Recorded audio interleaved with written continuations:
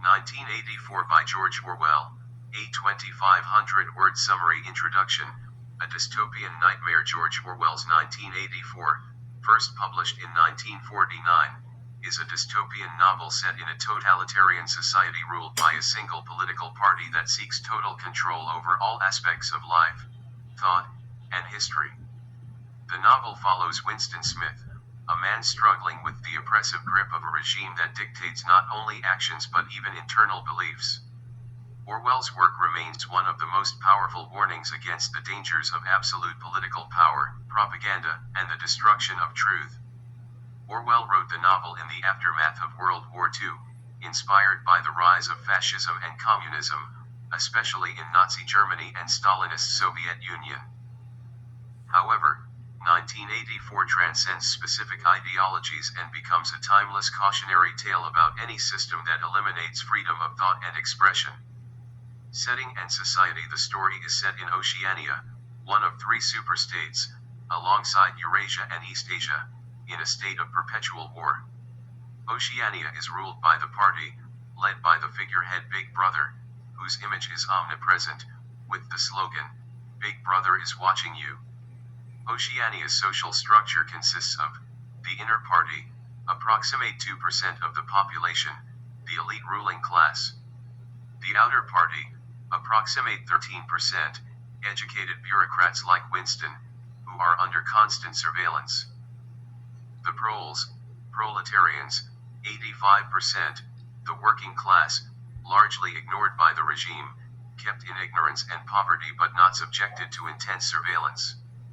The party's three main slogans reflect its paradoxical ideology: war is peace, freedom is slavery, ignorance is strength. These slogans encapsulate the principle of doublethink, the act of simultaneously accepting two contradictory beliefs as true. This concept lies at the heart of the party's psychological control. Part 1. The life of Winston Smith. Winston's rebellion begins. Winston Smith, a 39-year-old outer party member, works at the Ministry of Truth, where he rewrites historical records to align with the party's changing narratives. The ministry's ironic name highlights the regime's manipulation. It is responsible for lies and propaganda, not truth. Winston's growing unease with the party leads him to commit a thought crime. He begins writing a secret diary. In it, he questions the party's authority, wonders about the past, and records his hatred for Big Brother. The act of writing itself is a subversive gesture in a world where all expressions are monitored by telescreens and the thought police. Winston is disturbed by the constant alteration of history. For example, when the party changes its enemy from Eurasia to Eastasia, all previous records are edited to make it appear that the party was always at war with Eastasia.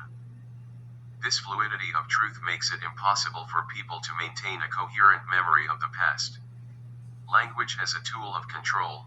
Newspeak. A significant aspect of the party's control is Newspeak, a language designed to limit the scope of thought. By eliminating words associated with rebellion or freedom, the party seeks to make revolutionary thought literally unthinkable.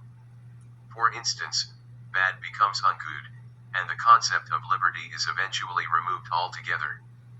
Winston understands that by narrowing language, the party narrows the possibilities of human thought itself. Part 2.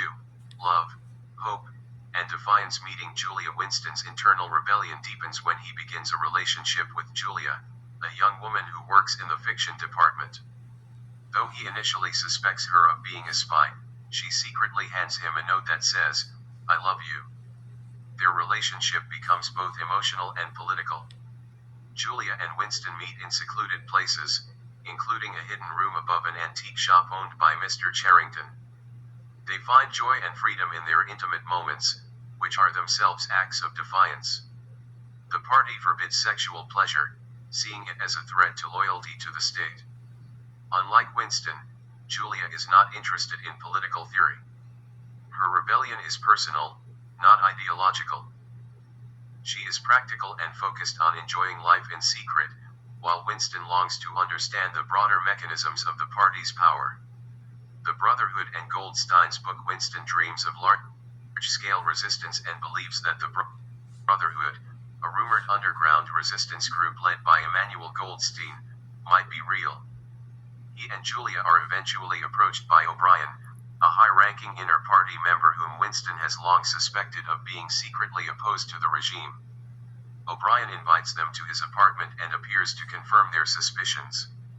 He claims to be a member of the Brotherhood and inducts Winston and Julia into the supposed resistance. He gives Winston a copy of Goldstein's forbidden book, The Theory and Practice of Oligarchical Collectivism. Winston reads the book with enthusiasm. It explains that the party maintains power through perpetual war, economic inequality, and psychological control. War is not fought to win, but to maintain a constant state of emergency, justifying rationing, surveillance, and obedience.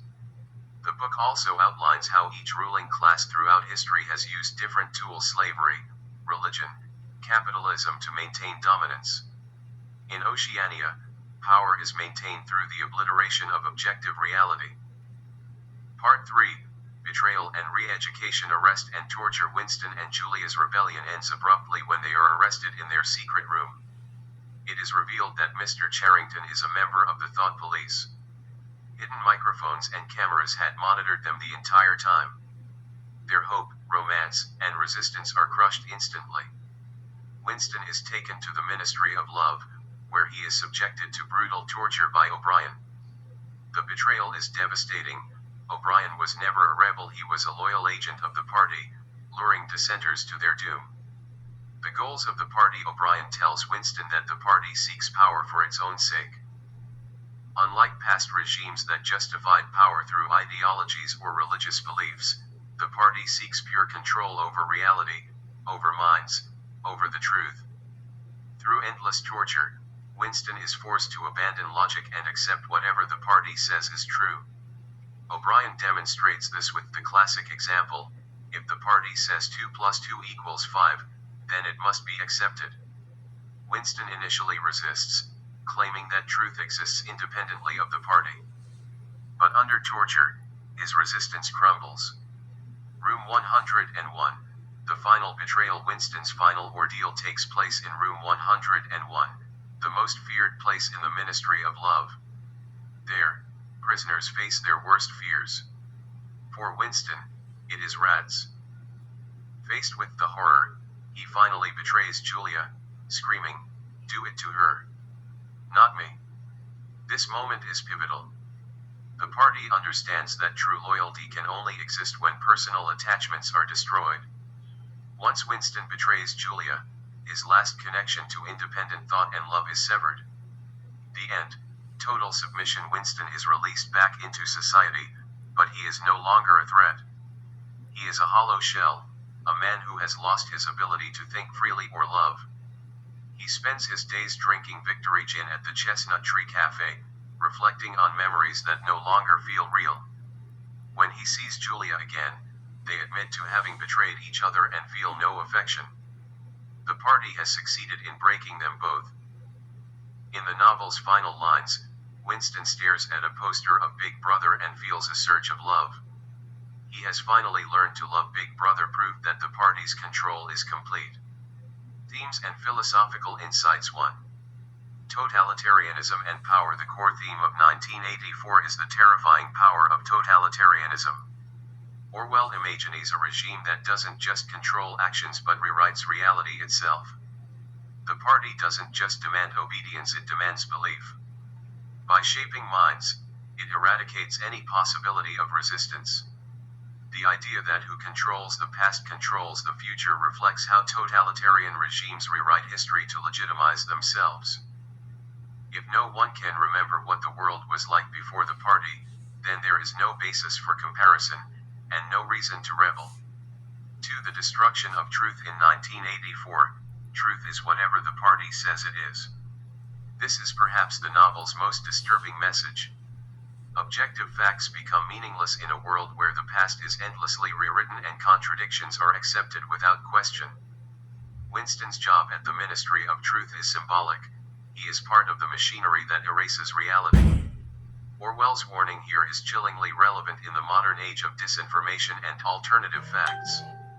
3. Language as a weapon. Newspeak is not just a fictional language, it's a tool of repression. Orwell shows how controlling language controls thought. If people can't articulate dissent, they can't even think it. This linguistic manipulation represents an extreme form of censorship, where the very ability to express forbidden ideas is eliminated. For surveillance and isolation, the party uses constant surveillance, both technological and psychological, to isolate individuals and prevent any collective resistance. Telescreens, hidden microphones, informants, even children are taught to spy on their parents. Winston's loneliness is emblematic of a society where no trust or solidarity can exist. Every relationship is suspect. Love and friendship are crimes. 5. Psychological control and self-destruction. The party doesn't just want people to obey, it wants to control their minds. By the end of the novel, Winston no longer merely pretends to love Big Brother, he genuinely does. His ability to think independently is annihilated. Orwell shows that torture can do more than force confession, it can remake the self. Major characters: Winston Smith, an ordinary man trying to preserve his sense of self in an insane world.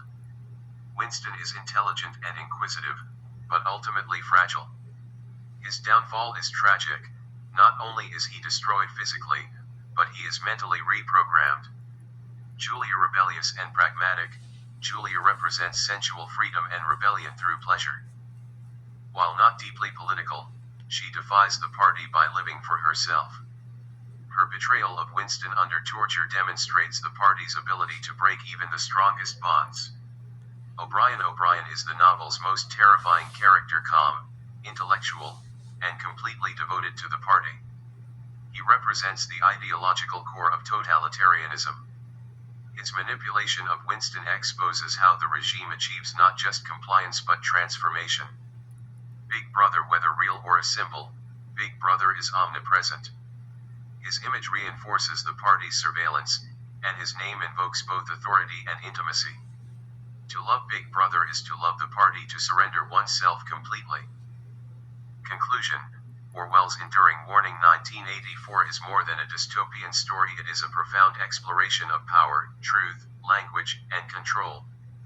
Orwell's bleak vision shows a world where individuality is crushed, history is a lie, and even love is not safe from authoritarian reach.